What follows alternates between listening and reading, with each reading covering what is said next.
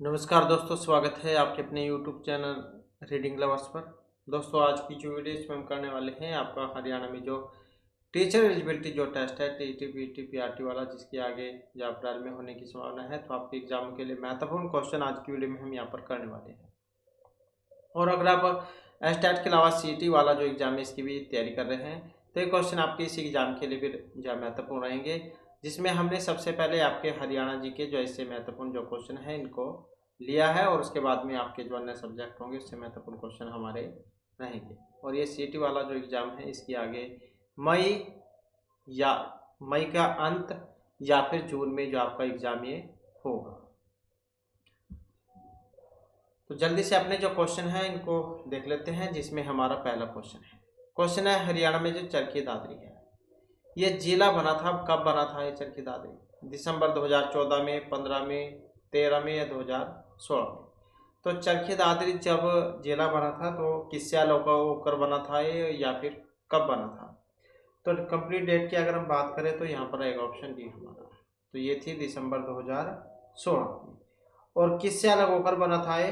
भिवानी जिले से। तो भिवानी से अलग होकर ये बना था।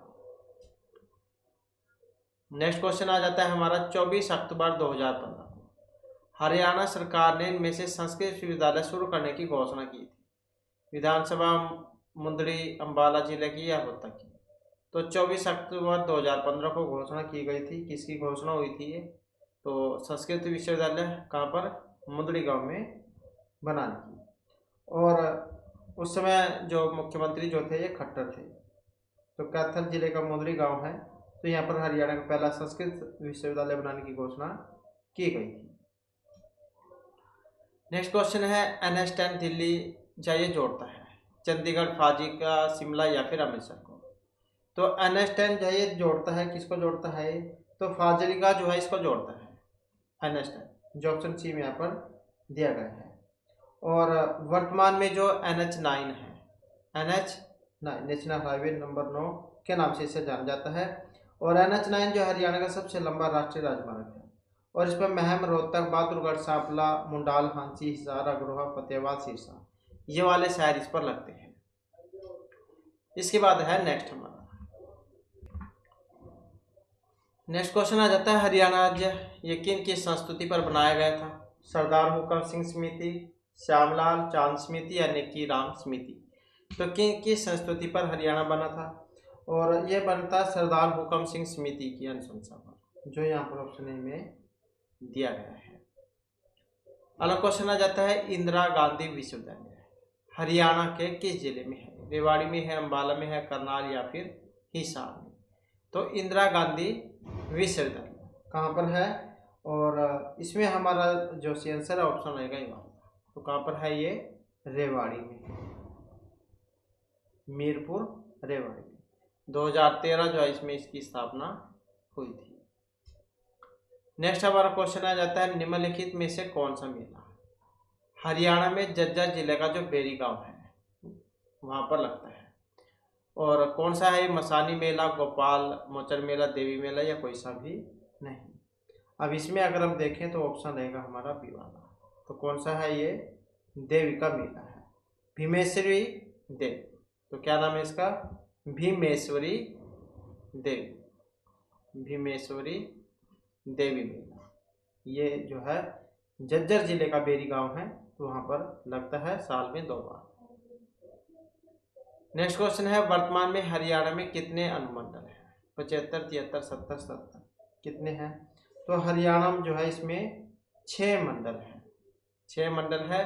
और अनुमंडलों की बात करें तो ये 73 है। और 24 की अगर हम बात करें 24 जून 2024 तक, जून 2024 तक की, तो ये 80 उपमंडल थे, 80 उपमंडल। अगला क्वेश्चन है राजा नारसिंह हरियाणा के किस जिले के अंतिम शासक थे? हिसार, अंबाला, बल्लभगढ़ या फिर महेंद्रगढ़? तो अंतिम शासक थे, कहाँ के थे ये? और ये थे बल्लभगढ़ के। नेक्स्ट है हरियाणा के किस शहर को बुनकरों का शहर के नाम से भी जाना जाता है? तो ये यमुनानगर है, पानीपत, सोनीपत या फिर रोहतक। तो बुनकरों का शहर जो है यहाँ पर पानीपत को कहा जाता है, और ऑप्शन बी वाला इसमें सी आंसर हमारा हो जाएगा। इसके अलावा जो पानीपत जो आपने 3 महत्वपूर्ण जो लड़ाइयाँ हैं इनके लिए भी जाना जाता है। नेक्स्ट आ जाता है हरियाणा को पहले इनमें से किस नाम से जाना जाता था? ब्रह्मावर्त, ब्रह्मावर, भारतवर्ष या फिर जय भारत के नाम से। तो पहले जो है इन्हें किस नाम से जाना जाता था? और यहाँ पर एक ऑप्शन ए है हमारा, तो कौन सा था? ब्रह्मवर्त। तो हरियाणा का प्राचीन जो समय में नाम था ब्रह्मवर्त, तो इसके नाम से जाना जाता था। और इसके अलावा महाभारत काल की अगर हम बात करें तो बहुधान्यक, ये भी इसको कहा जाता था। पहला क्वेश्चन है 1948 में पंजाबी सूबे की मांग पहली बार उठाई थी? तारा सिंह ने, पंडित नेकीराम शर्मा, संत फतेह सिंह या प्रताप सिंह ने? तो 1948 में पंजाबी सूबे की मांग पहली बार उठाई गई थी, और ये उठाने वाले थे तारा सिंह 1948 में। और ये जो मांग है अजीत समाचार पत्र जो है इसके माध्यम से उठाई गई थी। अजीत समाचार पत्र के द्वारा, इसके द्वारा उठाई गई थी। अगला क्वेश्चन है हरियाणा का यमुनानगर को कहा गया है कपड़े का, तांबे का, कागज का या इस्पात का शहर? तो यमुनानगर जो इसको कहा जाता है, अब यमुनानगर जो इसको कागज के शहर के नाम से जाना जाता है, पेपर मिल सिटी है यहाँ पर, तो कागज के शहर इसको कहा गया है। प्राचीन नाम जो इसका अब्दुल्लापुर था। नेक्स्ट है चंडीगढ़ के उच्च न्यायालय की इमारत का डिजाइन ये तैयार किया था? डेविड पार्कर ने, डी कैपेरियोसेला ने, लोरेल सिंडर या ली कार्बुजिया ने? तो चंडीगढ़ में जो उच्च न्यायालय है इसकी इमारत का डिजाइन आप देखें तो ऑप्शन रहेगा डी वाला, तो ये ली कार्बुजिया, तो फ्रांसीसी वास्तुकार है ये ली कार्बुजिया, तो इनके द्वारा डिजाइन ये बनाया गया था। नेक्स्ट आ जाता है वर्तमान में हरियाणा में जो शहरों की संख्या है 150, 154, 156, 57। तो हरियाणा में कितने शहर हैं?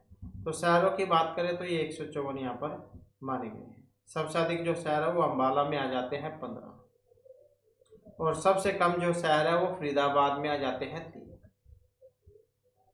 नेक्स्ट क्वेश्चन है हरियाणा सरकार के द्वारा प्रारंभित ई खरीद परियोजना क्या है? एक स्वच्छता जागरूकता मिशन है, खाद्यान्न खरीद का डिजिटलीकरण है, डिजिटल भुगतान प्लेटफॉर्म को बढ़ावा देना है, डिजिटल स्वास्थ्य प्लेटफॉर्म है। तो ई खरीद परियोजना क्या है? और इसका जो संबंध है ये लिया गया खाद्यान्न खरीद के डिजिटलीकरण से। और 27 सितंबर और 2016 को ये शुरू किया गया था, ये खरीद परियोजना 27 सितंबर 2016। अगला क्वेश्चन है वर्तमान में हरियाणा के कितने जिलों में सोलर पार्क है? 20, 21, 19 या फिर 18? तो सोलर पार्क है, तो ये ऑप्शन हो जाएगा हमारा डी इसमें, तो 20 जिलों में और 16 मतलब 18 जो है ये सोलर पार्क है।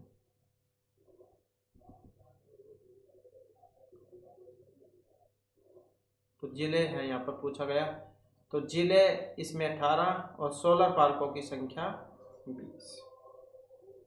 18 जिलों में 20 सोलर पार्क। अगला क्वेश्चन है हरियाणा के मार्कंडा नदी का जो प्राचीन नाम है अरुणा, छज्जू, दोहान या फिर याम? तो मार्कंडा नदी का प्राचीन नाम है, और प्राचीन नाम कौन सा था? तो प्राचीन नाम था इसका अरुणा। अगला क्वेश्चन है यह सेना जनरल जो हरियाणा से आते हैं इन्होंने 2007 से 10 के बीच में भारतीय सेना के 23वें सेना प्रमुख के रूप में सेवाएं दी थी। तो ये इसमें दीपक कमूर, वीके सिंह, दलबीर सिंह सुहाग या नायक हरि सिंह थे। तो ये इनका संबंध हरियाणा से था, ये 23वें सेना प्रमुख थे। अब इनका नाम था दीपक कमूर, जो ऑप्शन ए में है। इनका जन्म हुआ था सन 1948 में, और 30 सितंबर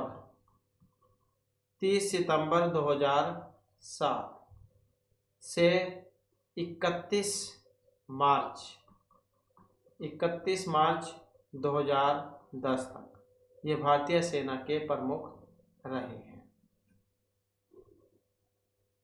अगला क्वेश्चन आ जाता है हरियाणा में जो मुर्रा नस्ल जो है जिसे काला सोना भी कहा गया है, तो ये एक देसी भैंस की नस्ल है, कोयला है, जो अत्यधिक मात्रा में प्राप्त हुआ है।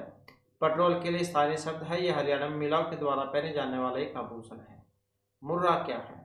तो मुर्रा नस्ल की एक भैंस होती है जिसे काला सोना हरियाणा में कहा जाता है।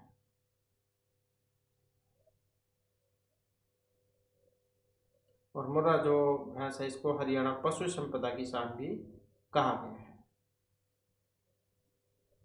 तो मुर्रा के बारे में एक कहावत प्रचलित थी कि जिसके घर काली उसके घर दीवार। एशियन ट्रैक्टर की संज्ञा इसे दी गई थी, तो इसे पशु संपदा की शान कहा गया है। अगला क्वेश्चन है, हरियाणा के किस जिले में मैग्नीज पाया जाता है? गुड़गांव, महेंद्रगढ़, हिसार या फिर करनाल में मैग्नीज पाया जाता है? और ऑप्शन रहेगा बी हमारा अर्थात महेंद्रगढ़ में। तो महेंद्रगढ़ जिले में सभी प्रकार के जो खनिज है ये पाए जाते हैं। कहने का मतलब है जो प्रथम जो स्थान है ये महेंद्रगढ़ को प्राप्त है। अगला क्वेश्चन है, निम्नलिखित में से हरियाणा के किस राजनीतिज्ञ ने भारत के छठे उप प्रधानमंत्री के रूप में काम किया था? बंसीलाल चौधरी, देवीलाल, छोटूराम, ओम प्रकाश चौटाला। तो छठे उप प्रधानमंत्री थे इसमें कौन थे? ये चौधरी देवीलाल। तो ये छठे नंबर के थे जो भारत के उप प्रधानमंत्री रहे थे। अगला क्वेश्चन है, हरियाणा में कौन सा जिला हरियाणा का 22वां जिला था? तो 22वां जिला जल्द ही आपको जो नए जिले भी देखने को मिल जाएंगे। तो अब यहाँ पर फिलहाल 22 है। तो ये सिरसा, गुड़गांव, चरखी दादरी या हिसार कौन सा था? तो ये था चरखी दादरी, 2016 में बना था ये।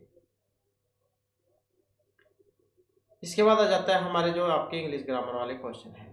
तो यहाँ पर find out whether there is any grammatically error वाला क्वेश्चन है यहाँ पर। और इसका जो आपने बताना है कौन से वाला बनेगा। तो एरर वाला है तो myself and Gopal will take care of the function on Sunday, no error. अब यहाँ पर एक में गलती है। अब कौन से वाले में गलती है इसमें? अब यहाँ पर अगर हम देखें तो मैं और गोपाल रविवार को समारोह का ध्यान रखेंगे। अब इसमें जो है ये माई सेल्फ आया है, तो इस कारण से क्या है यहाँ पर इसमें गलती हो गई है। तो इसी में गलती है ऑप्शन ए वाले में माई सेल्फ के कारण, क्योंकि माई सेल्फ क्या है स्वयं के लिए आता है, रिफ्लेक्सिव प्रोनाउन, और इसका जो उपयोग है ऑब्जेक्ट के रूप में होता है। तो ऐसे वाक्य के सब्जेक्ट के रूप में उपयोग नहीं किया जा सकता। तो यहाँ पर अगर हम देखें तो ये माई सेल्फ जो है इसको हम आई में बदलेंगे, तो आई एन गोपालन होगा। तो माई सेल्फ के कारण यहाँ पर ये गलत हो गया इसमें। नेक्स्ट आ जाता है, may I know who you want to see please. क्या मैं जान सकता हूँ कि आप किससे मिलना चाहते हैं? कृपया बताएं। अब यहाँ पर देखें तो किस में है? तो इसी में है ऑप्शन बी वाले में, क्योंकि हु जो यहाँ पर आया है, हु मतलब कौन, तो इसका जो उपयोग है ये क्लोज के सब्जेक्ट के रूप में किया जाता है, लेकिन होम का उपयोग क्लोज के ऑब्जेक्ट के रूप में किया जाता है। तो यहाँ पर जो है हु की जगह होम का प्रयोग होना चाहिए था, तो इस कारण से ये गलत हो गया है। तो who is used as a subject of a clause but whom is used as an object of a clause. तो यहाँ पर जो है ये हु की जगह होम का प्रयोग होना चाहिए था इसमें।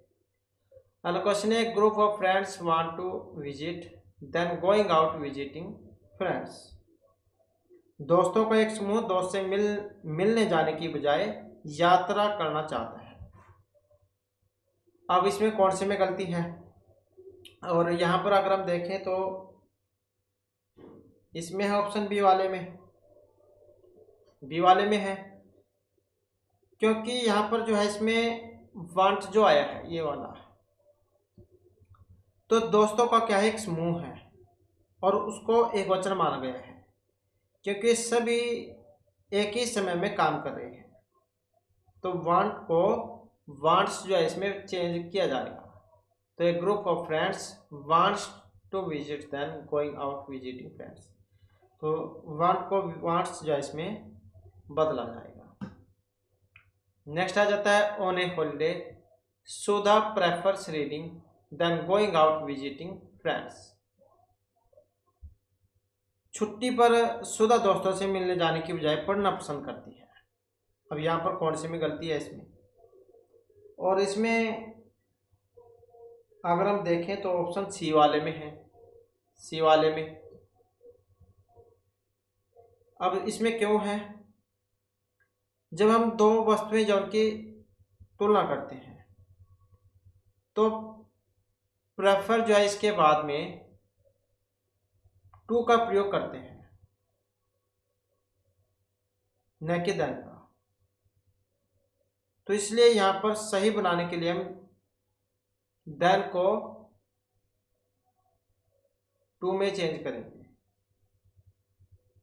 देन को टू में चेंज करेंगे।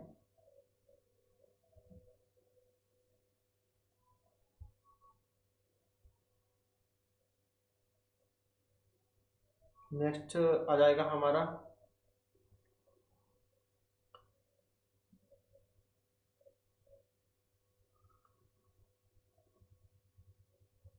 तो यहाँ पर select the most appropriate words from the four words given below the sentence to fill in the blank complete the meaning.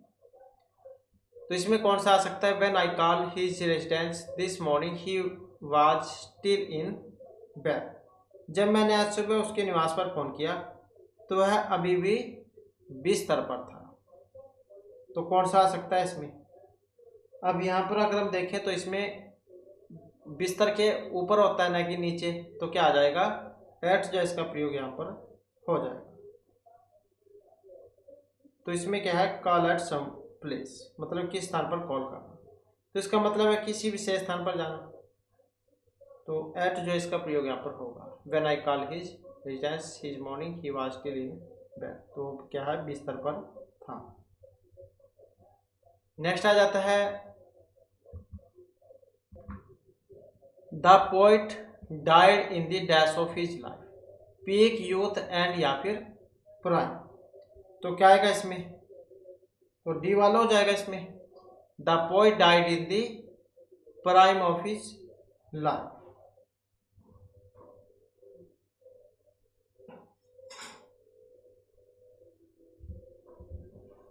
तो प्राइम जो है यहाँ पर इसमें सही हो जाएगा।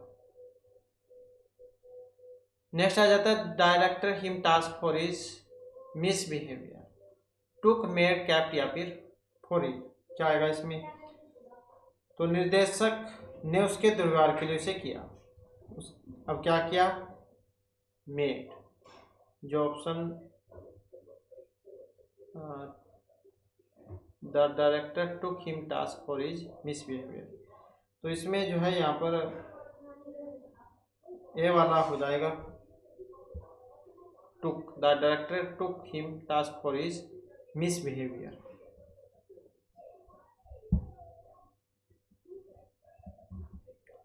नेक्स्ट आ जाता है क्वेश्चन हमारा, in each of the following sentence blank has been given from amongst the four alternative given under it, you have to find the one which best fits into the blank that in your answer. Will you my dogs, will I am and to। तो क्या आएगा इसमें, जब मैं दौरे पर हूं तो क्या तुम मेरे कुत्ते की देखभाल करोगे, look on, look up, after या आउट। कौन सा बन सकता है यहाँ पर इसका, तो बी वाला हो जाएगा, ये वाला, will you look after my dog while I am on tour, कि जब मैं दौरे पर हूँ तो क्या तुम मेरे कुत्ते की देखभाल करोगे। तो लुक आफ्टर मतलब देखभाल करना, ध्यान रखना कह देते हैं जिसे। नेक्स्ट आ जाता है I object waiting, you are always late for appointments, to keep, being kept, keeping या टू। आई ऑब्जेक्ट वेटिंग, तो मुझे इंतजार करने पर आपत्ति है, आप हमेशा नियुक्तियों के लिए देर से आते हैं। तो क्या आ जाएगा इसमें, सी वाला, टू बीइंग केप्ट।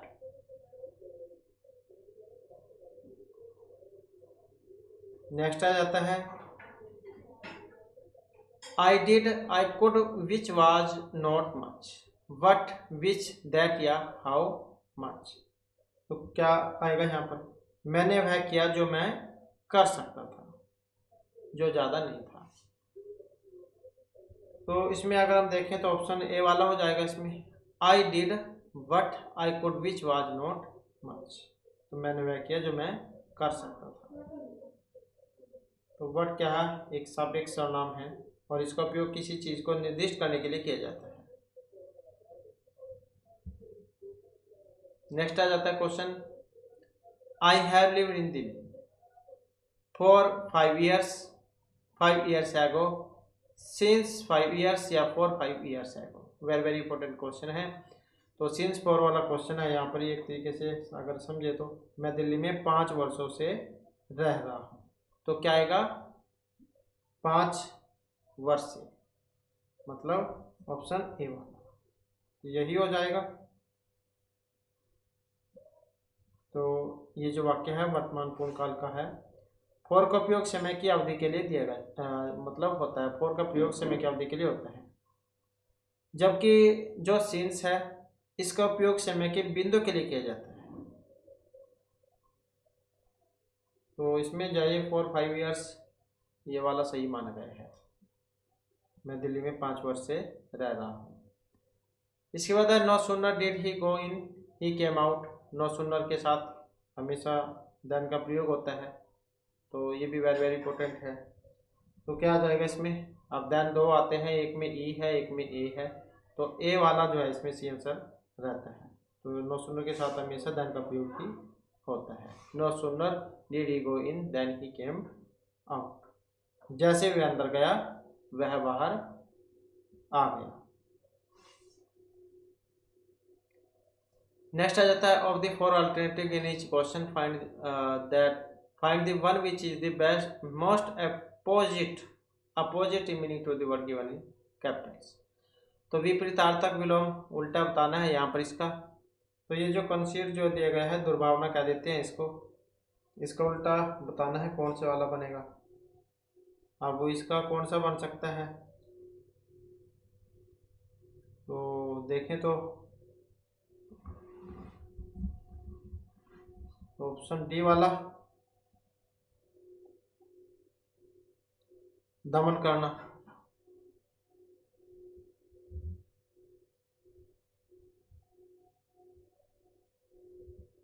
तो डी वाला इसका हो जाएगा ही, रिफ्यूज, रिफ्यूज हो जाएगा इसका फिर ये, क्योंकि ऑब्जेक्ट मतलब स्तुति करना, और ये एसिड शुद्ध करना, ग्रांट मानित करना, रिफ्यूज दमन करना। तो इसका जो है ये वाला हो जाएगा रिफ्यूज। नेक्स्ट आ जाता है क्वेश्चन हमारा,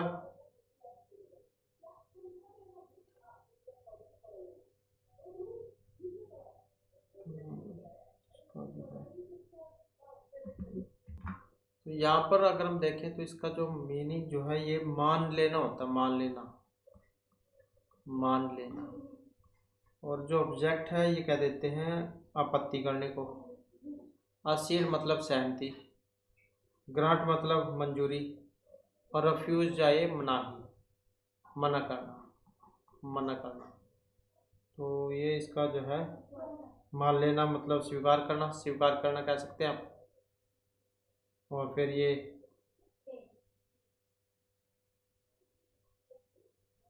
विपरीतार्थक जो इसका ये वाला हो जाएगा, फिर ये स्वीकारना है, स्वीकारना।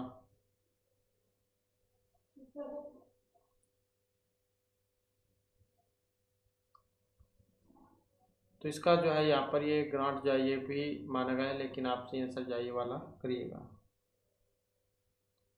नेक्स्ट आ जाता है,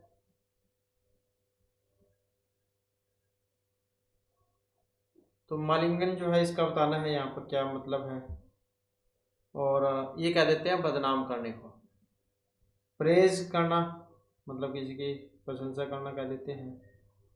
और प्यूरिफाई है शुद्ध करना, जो उसको कह देते हैं। डिस्प्रेज है उसको कह देते हैं तिरस्कार करना। रिप्रेस मतलब दबाना। तो बदनाम करना, और कौन सा हो जाएगा इसका मतलब प्रशंसा करना, ऑप्शन ए वाला। तो ये हो जाएगा इसमें। मलिंगन कह देते हैं किसी के बारे में झूठी और अप्रिय बातें जो कहते हैं। और प्रेज मतलब किसी की प्रशंसा करना।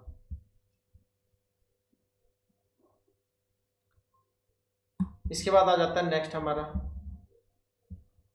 नेक्स्ट है यहाँ पर 6 नाटक हैं, ABCD और F मंच पर सोमवार से शनिवार तक खेले जाते हैं। नाटक की खेले जाने की समय सारणी यहाँ पर दी गई है। तो इसमें जैसे ये A जो है वो शुक्रवार को नहीं खेला जाता है, C समय सारणी के पहले दिन नहीं खेला जाता है, D केवल बुधवार को ही खेला जाएगा, लेकिन C उसके तुरंत बाद नहीं खेला जाएगा। तो D और F के बीच 2 दिनों का अंतर होना चाहिए। E के तुरंत बाद यहाँ पर A आना चाहिए।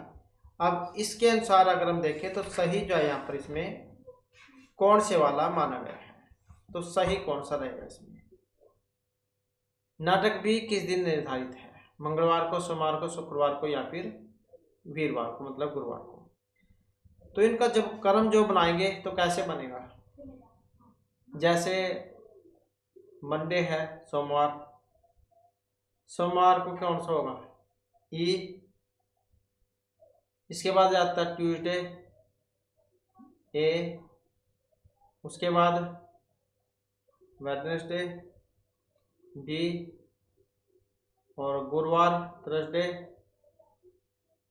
बी, उसके बाद फ्राइडे सी, सैटरडे मतलब एफ। तो इस प्रकार का क्रम बनेगा इनका। अब नाटक बी जो है किस दिन निर्धारित है, अब बी वाला जो है इसमें देख सकते हैं बी वाला तो वीरवार को, तो ये वाला हो जाएगा। यहाँ पर भी आज इसमें देख सकते हैं ए शुक्रवार को नहीं खेला जाता है, अब शुक्रवार को ए नहीं है। सी समय सारणी के पहले दिन नहीं खेला जाता है, सी जो है समय सारणी के पहले दिन नहीं खेला जाता। डी केवल बुधवार को ही खेला जाएगा। अब डी जो है इसके बारे में पक्का पता है कि डी जाओ बुधवार को ही खेला जाता है, डी जो है केवल बुधवार को ही खेला जाएगा, लेकिन सी उसके तुरंत बाद नहीं खेला जाएगा, सी जो इसके तुरंत बाद नहीं खेला जाता है। डी और एफ के बीच 2 दिनों का अंतर होना चाहिए। अब डी और एफ के बीच 2 दिन का अंतर हो गया वीरवार शुक्रवार का, तो ई के तुरंत बाद ए आना चाहिए। अब ई के तुरंत बाद ए आना चाहिए, ये भी बात ठीक हो। अब बी किस दिन है, तो बी का क्रम आप देख सकते हैं वीरवार है। तो ऐसे क्रम इनका बनेगा 6 नाटक जो खेले जाएंगे। नेक्स्ट क्वेश्चन आ जाता है नाटक डी से तुरंत पहले कौन सा नाटक आएगा। नाटक डी से तुरंत पहले, अब इसमें आप देख सकते हैं ये डी है, इससे तुरंत पहले कौन सा है, ये वाला है। तो यहाँ पर इसमें कौन सा बनेगा, यही हो जाएगा, ये आता है इससे पहले। सोमवार से आरंभ करते हुए नाटकों के मंचन का क्रम कौन सा होगा, सोमवार से आरंभ करते हुए नाटकों के मंचन का क्रम। अब इसमें आप देख सकते हैं यहाँ पर ये इनका क्रम है E A D B C F, ये वाला है। तो ये एक वाला क्रम बनेगा इसमें। अब इसके अनुसार आप देख ही सकते हैं इसमें, तो ये वाला हो जाएगा इसमें, मतलब इसमें तो है नहीं क्योंकि इनका क्रम ही अलग है, तो ये वाला हो जाएगा। नेक्स्ट है अशोक उत्तर की ओर चलना प्रारंभ करता है, 30 मीटर चलने के बाद वह बाएं मुड़ता है और 40 मीटर चलता है, फिर वह बाएं मुड़ता है और 30 मीटर चलता है, फिर वह बाएं मुड़ता है और 50 मीटर चलता है। उसकी मूल स्थिति से वह कितनी दूरी पर है। तो ये होगी दिशाएं उत्तर, दक्षिण, पूर्व, पश्चिम। तो जैसे यहाँ पर है अशोक उत्तर की ओर चलना प्रारंभ करता है, अभी है इसकी उत्तर साइड, यहाँ से चल दिया, यहाँ से चलना शुरू करा, उत्तर की ओर चल दिया 30 मीटर। 30 मीटर चलने के बाद वह बाएं मुड़ जाता है, अब ये उसका राइट हैंड, ये उसका लेफ्ट हैंड। तो 30 मीटर चलने के बाद वह बाएं मुड़ता है और 40 मीटर चलता है, तो ये बनेगा बायां, 40 चल दिया, फिर वह बाएं मुड़ता है और 30 चलता है। अब फिर लेफ्ट साइड उसकी यही बनेगी, तो यहाँ से दोबारा से चल दिया, कितना 30। फिर वह बाएं मुड़ता और 50 मीटर चलता है। अब ये दोबारा से फिर उसका लेफ्ट हैंड यही बनेगा, तो जहाँ था वहीं से चल दिया और इतना आगे तक जाएगा, तो ये हो जाएगा 50। तो 50 चल दिया। उसकी मूल स्थिति से वह कितनी दूर है, अब यहाँ पर था और यहाँ तक पहुँच गया, तो ये कितनी है यहाँ से यहाँ तक 40। ये कितनी बच गई, 10 बच गई है। 40 और 10 50 चला था, 40 तो यही होगी, 10 और आगे चल गया, तो कितनी हो जाएगी, यही हो जाएगी 10 मीटर की। नेक्स्ट है फर्श, दीवारें और कमरा। अब फर्श, दीवारें और कमरा, इसमें कौन सा दिखा रहा है। कमरा जो अगर हम देखें तो एक कमरा जो होता है उसी के अंदर दीवार और फर्श होते हैं, कमरे के अंदर ही होते हैं फर्श और दीवारें। तो कौन सा है फिर इसमें, ये वाला एक कमरा है, उसके अंदर दीवार और फर्श है। अगला क्वेश्चन आ जाता है हमारा, ए बी से बड़ा है परंतु सी से छोटा है, डी ई से छोटा परंतु ए से बड़ा है, यदि सी डी से छोटा है तो सबसे बड़ा इसमें कौन सा है।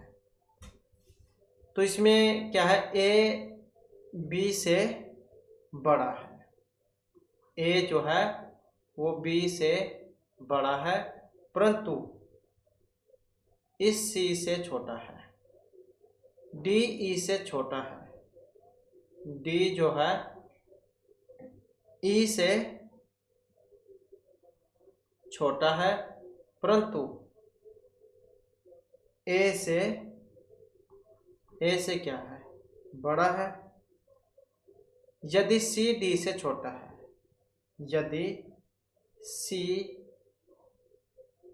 यदि अगर हम देखें यहाँ पर लिख लेते हैं, यदि सी डी से छोटा है, डी से छोटा है, तो सबसे बड़ा कौन है इसमें। तो सबसे बड़ा कौन सा बनेगा, यही क्रम बने इनका, ई डी सी ए और बी। तो इसमें सबसे बड़ा कौन सा है, यही है इसमें सबसे बड़ा, तो यही इसका आंसर हो जाएगा। तो इस प्रकार से जो इनका यहाँ पर क्रम बनेगा। नेक्स्ट अगर हम देखें तो यहाँ पर इसमें क्या लुप्त संख्या दिखाई गई है, 1 2 5 10 17 26 36 37। तो इसके बाद यहाँ पर क्या आएगा इसमें अगर हम देखें तो एक में एक जोड़ा गया है, एक में एक जोड़कर 2 हो गया है, 2 में अगर हम 3 जोड़े 5 हो गया, 5 में अगर हम 5 जोड़े तो 10 हो गया, 10 में 7 जोड़े तो 17 हो गया, 17 में अगर हम 9 जोड़ते हैं 26 हो जाता है, 26 में अगर हम 11 जोड़ते हैं तो 37 हो जाता है। तो 1 3 5 7 9 11, इसका मतलब 13 होना चाहिए। 13 जोड़ेंगे तो क्या बनेगा, 7 3 10 3 4 5, तो 50 हो जाएगा। तो 50 कौन से में, इसमें है। नेक्स्ट आ जाता है, उपलब्ध कराए गए निम्नलिखित आंकड़ों में से नीचे दिए गए प्रश्नों का उत्तर देने के लिए कौन से वाला पर्याप्त है। अचलपुर और दुर्गापुर के बीच लघुत्तम मार्ग के द्वारा दूरी किलोमीटर क्या है। अचलपुर और दुर्गापुर के बीच लघुत्तम मार्ग द्वारा दूरी, दुर्गापुर मीरापुर के उत्तर में 8 किलोमीटर है, जो अचलपुर से 162 किलोमीटर दूर है। अचलपुर बिजनौर से 69 किलोमीटर दूर है, जो दुर्गापुर से 28 किलोमीटर दूर है। तो सही यहाँ पर कौन सी वाला है। तो इसमें क्या है, अचलपुर, यहाँ पर अगर हम देखें अचलपुर और दुर्गापुर के बीच की दूरी कितनी है, 162 और 8, मतलब 170 किलोमीटर की है। ऐसे ही अचलपुर से और दुर्गापुर के बीच की दूरी तो यह है 69 और 28, मतलब 97 किलोमीटर। ऐसी है बात। तो इस आधार पर देखें तो कौन सा बनेगा इसमें, ये वाला, या तो कथन 1 में आंकड़ा या कथन 2 में आंकड़ा अकेला पर्याप्त है।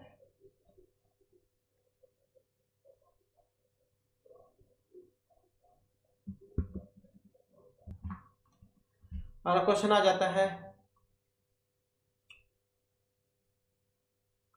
यहाँ पर ये वाला जो शब्द है इसको इस प्रकार से हम लिख सकते हैं। तो मतलब ये जो कंसील जो इसका संबंध इससे है, तो इसका बताना है गाइडेंस का कैसे होगा।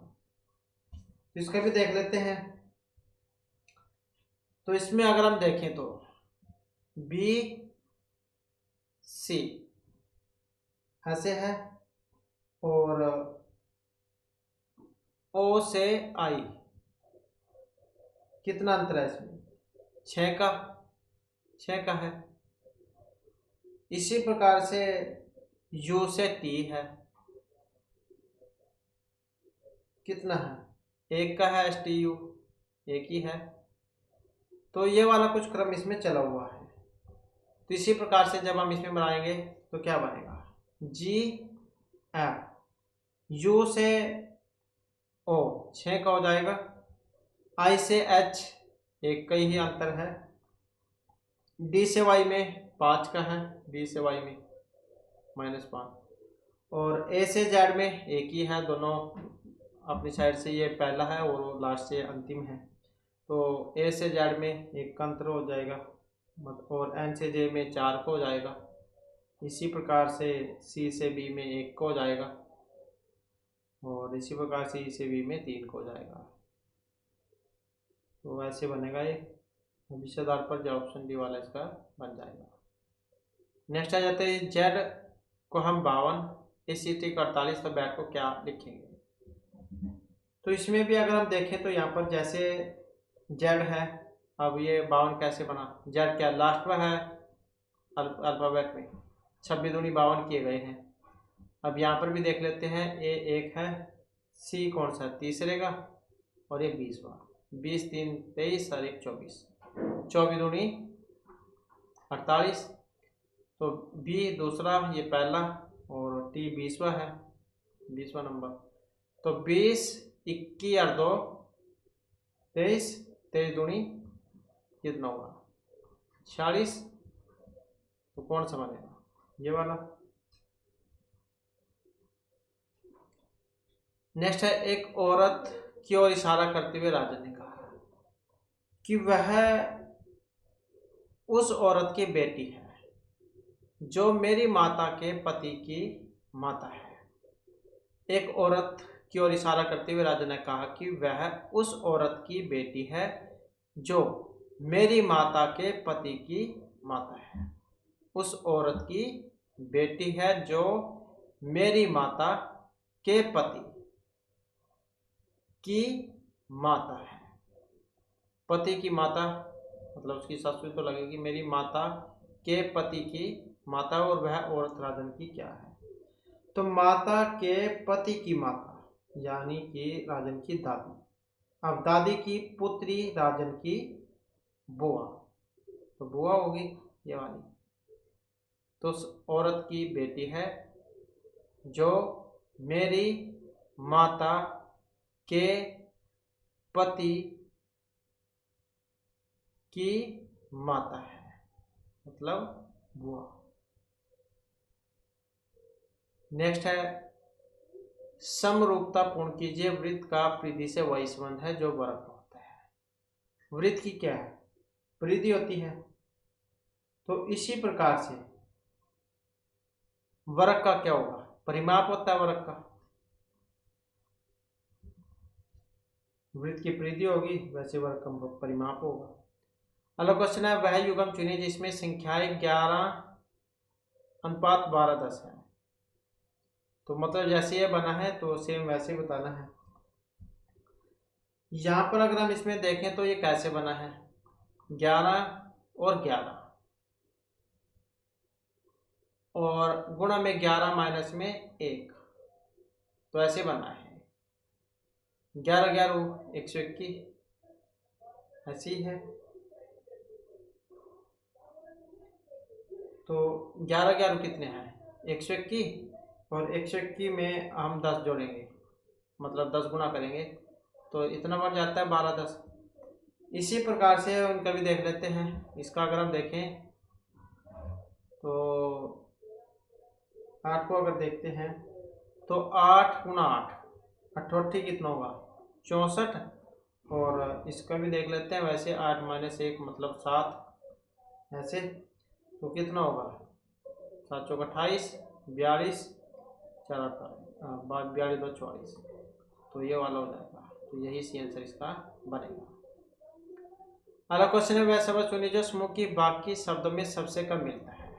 वह शब्द चुनिए जो समूह के बाकी शब्दों से सबसे कम मिलता है। अब सबसे कम इसमें कौन से वाला मिल रहा है, तो सबसे कम देखें तो कन्या है, मीन है, करक है, कालपुरुष है। अब ये क्या है, राशि है, ये कालपुरुष अलग है, तो यही से आंसर इसका हो जाएगा। नेक्स्ट आ जाता है, श्रृंखला दी गई है 1 3 7 13 21, ये कंप्लीट करनी है किस तरीके से चली हुई है यहाँ पर ये। तो इसमें अगर हम देखें तो 1 और 2 3 और 4 7 और 6 13 13 और 8 21 ऐसी है। अब 2 4 6 8 फिर 10 होना चाहिए इसके बाद, तो 21 और 10 31 ऐसे बनेगा। अगला क्वेश्चन देखें तो यहाँ पर क्या है, इसमें उक्त चित्र में संख्याओं का गुणनफल क्या है जो केवल त्रिभुज में है। अब वृत्त है, त्रिभुज है और यह आयत है। तो यहाँ पर उन संख्याओं का गुणनफल क्या है जो केवल त्रिभुज में है। अब ये है त्रिभुज, ये वाले त्रिभुज में है, गुणनफल बताना है इनका। अब इनका गुणनफल कौन कौन सा है, त्रिभुज में है, तो क्या है केवल की बात हुई यहाँ पर। ये अगर हम देखें केवल त्रिभुज की बात हुई है, तो ये अगर हम देखें यहाँ पर 4 5, तो ये सर्कल में भी है, त्रिभुज में भी है, आयत में भी है। नेक्स्ट देख लेते हैं 2 और 7, अब ये त्रिभुज में भी है और आयत में भी है। अब नेक्स्ट अगर हम देखें 8 और 9, तो 8 और 9 जो है केवल ये त्रिभुज में है, केवल की बात हुई थी, तो 8 और 9 ये वाला था, तो 9 8 72 ये वाला हो जाएगा, क्योंकि ये एक केवल इसमें है आयत में, ये भी आयत में है, तो त्रिभुज में ये वाले हैं। नेक्स्ट आ जाता है, जब ये वाला जो शब्द है इसमें 2 अक्षर के बीच उतने ही अक्षर हैं जितने वर्णमाला में और समान क्रम में है, दोनों अक्षरों में से कौन सा वर्णमाला में पहला आता है। अब ये अगर हम देखें तो 1 2 3 4 5 6 7 8 हैं इसमें, तो 2 अक्षरों के बीच उतने ही अक्षर हैं जितने की अंग्रेजी वर्णमाला में आते हैं और समान क्रम में है, तो दोनों अक्षरों में से कौन सा वर्णमाला में पहले आएगा। अब इसमें अगर हम देखें तो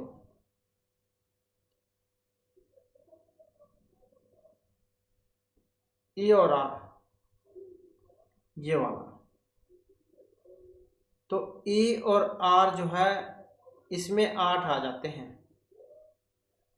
ई तथा आर के बीच वर्णमाला में 8 अक्षर आते हैं,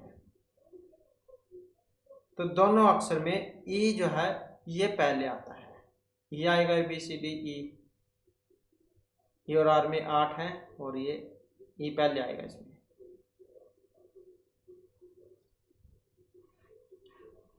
नेक्स्ट अगर हम देखें तो निम्नलिखित संख्या को क्रम में कितनी सम संख्याएं हैं, सम संख्याएं कितनी हैं जिनके तुरंत बाद एक विषम संख्या और तुरंत पहले एक सम संख्या है।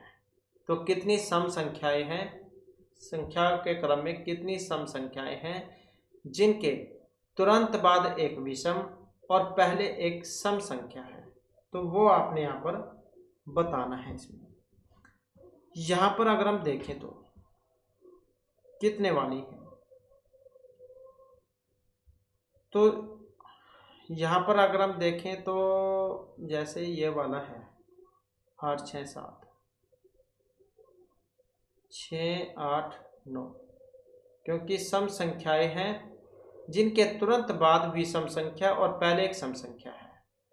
8 6 7 ये देखें अगर तो विषम सम, यहाँ पर देखें तो ये पहले सम बाद में विषम, ये वाली हो गई।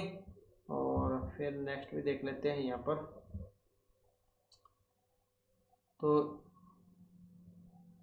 बाद में विषम, ये वाला तो ये वाला 223, बाद में विषम पहले सम, बस और तो नहीं है, और नहीं है। तो यहाँ पर देखें तो 1 2 3, तो ये 3 जो है यहाँ पर इसकी बन जाती है, तो ये 3 है, तो ये वाला हो जाएगा फिर इसका। नेक्स्ट अगर हम देखें, यदि ये जो तीर का निशान है इसका अर्थ है घटाना, माइनस, और ये ऊपर वाला जो तीर है इसका मतलब होता है जमा, नीचे की तरफ जो है इसका मतलब है भाग, और ये लेफ्ट साइड में जो है इसका मतलब है गुणा। तो ये वाले जो है इनकी जगह पर आपने ये वाले रखने हैं। और तो फिर 2 का मान बताना है कौन सा बनेगा।